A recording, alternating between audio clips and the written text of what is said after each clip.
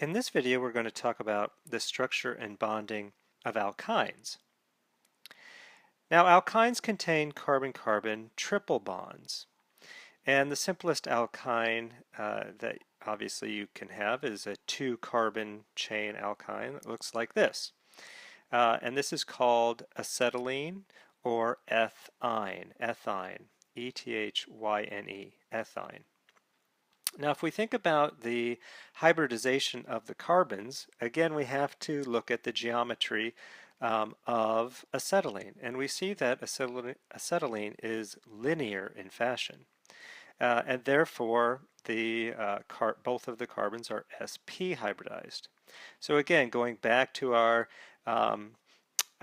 model of the atomic orbitals of carbon.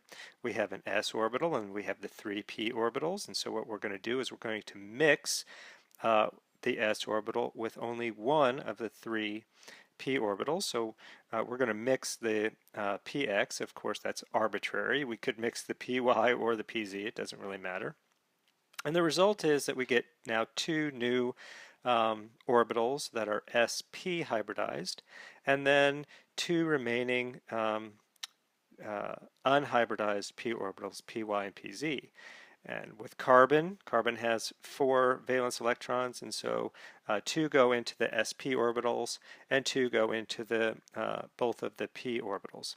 So what that looks like is we have carbon, and we're going to draw, if I draw one of the sp orbitals in the plane of the board, the other sp orbital is going to minimize electron repulsions, and so it's going to actually be exactly 180 degrees from the first sp orbital. And therefore we have two remaining unhybridized p orbitals. So remember, these are sp orbitals, and now we have to have two remaining p orbitals. Well, we have the pz orbital, and then and that would be in the plane of the board, and now coming out of the plane of the board perpendicular to us, which I'll draw as, you know, a wedge and then a dash, would be the py orbital. So how do these two carbons come together, and what does that triple bond really look like? Well, I'm going to think about where the electrons are. There's one electron in each orbital. So I'm going to redraw that carbon and think about how bonding is occurring. Well, I know with acetylene, I have a hydrogen on the end, and so that hydrogen 1s orbital is going to overlap with one of the sp orbitals of carbon. So I have something that looks like that. And so that's a sigma bond, an sp 1s sigma bond between carbon and hydrogen. And then it's also connected to a carbon. So I'm going to draw another carbon that's basically the mirror of it right here. And I think about, again, the electrons around it. I have 4 electrons in each orbital, one in the an sp orbital, another in another sp orbital, and then the 2 in the p orbitals. And what I have is, well, the 2 sp orbitals are going to overlap of the 2 carbons and create that sigma bond. And then, of course, I have a hydrogen on the other end. And so what we have is we have now created an sp-sp sigma bond. So the sigma bond between the 2 carbons is from the overlap of the 2 sp orbitals. But where did the other 2 bonds come from? That gives me 1 sigma bond. And now I have to have 2 pi bonds. And so you see that the 2 p orbitals can overlap with one another. They're in the same plane of the board, and so they can overlap with one another. And the 2 py orbitals are in the same plane as one another, and therefore they can overlap with one another. So now I have 2 p orbitals and the 2 pi bonds, excuse me, and the 2 pi bonds are perpendicular to one another. Important to understand the perpendicularity between the two pi bonds. Now, this representation looks kind of, there's a lot going on there. And so one of the things, that kind of we can maybe clear things up a little bit is to envision what those pi bonds really look like, right?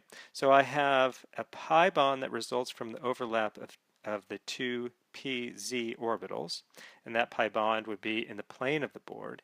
And then I have a pi bond, and so I'm drawing that pi bond as kind of an oblong, right, where the electron density is really in between the two carbons, and there's a node at the atoms themselves. And then I have this this other pi bond that's perpendicular to it, and so I'm going to draw it like this, right? So where the wedged area of electron density is behind me, and then that blue almost looks like a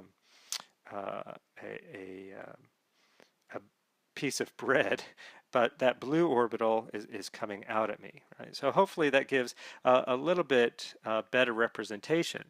Remember, we have to visualize what's happening at that molecular level with the molecular orbitals and where electron density resides. Now, one of the things that comes, one of the characteristics of alkynes is that they have a lot of S character to them. And, because we're going from, so for example, sp3 has 33% S character, and sp2 carbon has, sp3 carbon has 25% character, and sp2 carbon has 33%, but an sp hybridized carbon has 50% S character.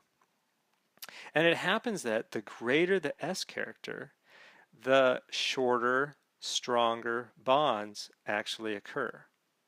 And we can see this when we look at the carbon-carbon bond length between that of alkane, an alkene, and an alkyne. So here I have ethane, and that carbon-carbon bond length of ethane is 1.54 angstroms.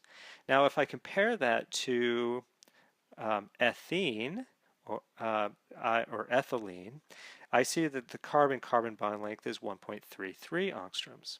So a double bond is shorter than a single bond. Again, because I'm increasing the S character, and the more S character I have, the closer the electrons can reside to the nucleus, and therefore the electron nuclear attractions are greater.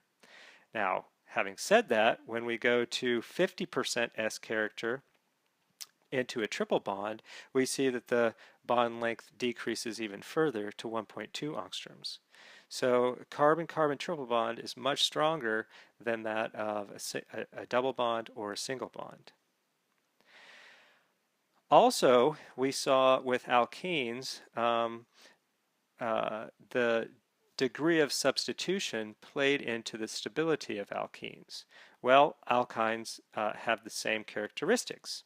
So like alkenes, the more substitution of an alkyne stabilizes that alkyne.